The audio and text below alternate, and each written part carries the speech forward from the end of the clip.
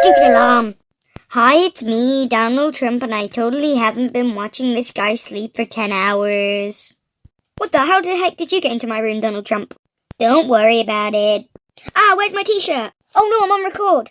Alarms are so annoying, always waking you up, it's so annoying. What if I told you we have a great solution? What solution were you talking about? Well, I'm glad you asked. It's the obelisk. It's a type of sundial. Wow, that sounds so cool. How much is it? £25 million.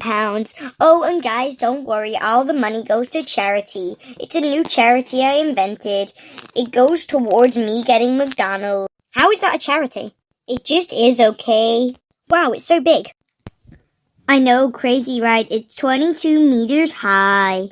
It even has a weight of 250 tons. Wow, that's so heavy. And even better, it's long-lasting. It will last for about 3,000 years. Wow, who invented it? It was actually the ancient Egyptians. Whoa, that must have been a long time ago. And we still stick to our tradition and get Egyptian slaves to build it. Did you know when the Romans were here, they decided that they were gonna make their own obelisks?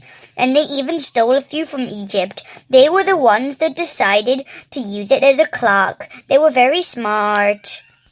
Did you know they managed to erect more of them than the actual Egyptians did? But long after that, the Americans decided to build an obelisk in George Washington's honor. But how does it tell the time? Oh, well, I don't really understand how it works, so someone's gonna come and tell you. Where is he? He's running a bit late, sorry. Oh, he's here. Sorry, I was running a bit late. So what am I meant to do? Just tell him how this dumb thing works so I can get my money. Well, the shadow kind of acts like a hand on a clock. At different times of the day, it's in different places. And even better, the length of the shadow at noon tells you what time of the year it is. Wow, that sounds incredible. Do you think it's incredible enough to buy it? Definitely. How much was it again? $25 million. Wait, what? I know, so cheap, right? And remember, all of the money goes to my McDonald's. But don't worry, since you're in the ad, I'm gonna give it to you for free. Oh my god, thank you so much. It's so nice not having an alarm clock now. I wonder what the time is. Let me look out my window and check. Oh no, I'm 6 hours late for school. Wait a minute, that means I missed school. I'm gonna be in so much trouble. Obviously, you can tell he really enjoys his new clock. So come on down and buy the obelisk from Million Stretcher. It's kind of like Pound Stretcher, but it's for rich people. Wait, it kind of looks like a giant peanut. Hello, I'm Professor Heraclitus. I'm here to give you the history of obelisks. Obelisks used to be known as Benben stones.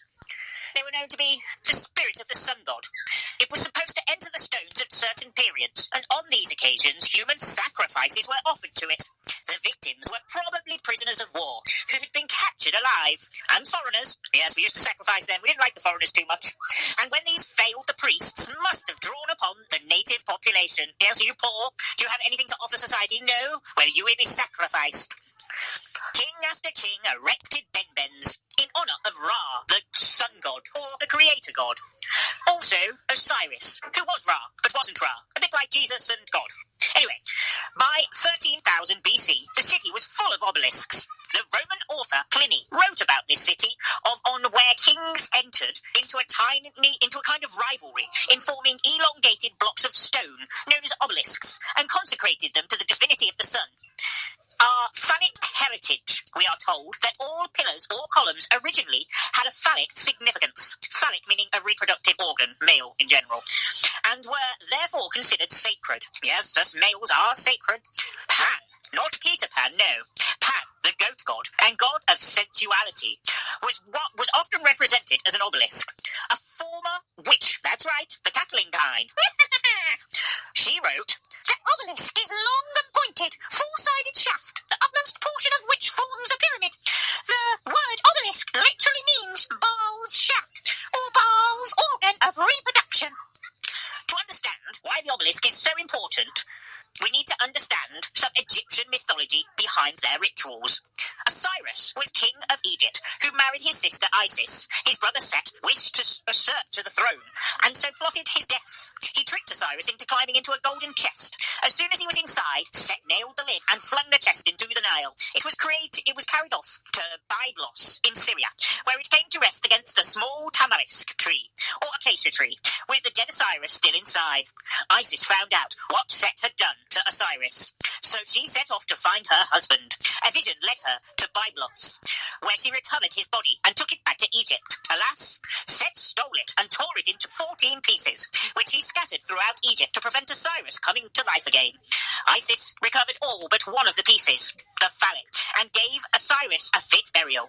Their son Horus avenged him by slaying Set. Another son, Anubis, resurrected Osiris with the lion grip. Having triumphed over the grave, Osiris now reigns as king and judges of the so-called dead. The piece of Osiris that Isis never recovered was the manhood, the phallic, which Set had thrown down into the Nile, where it was eaten by fish. Ever resourceful, Isis manufactured an artificial organ around which the Egyptians established a cult or festival.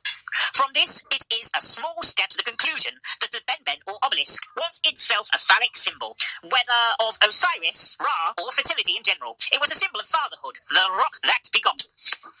Hopefully you enjoyed these cool facts about obelisks. Make sure to like and subscribe.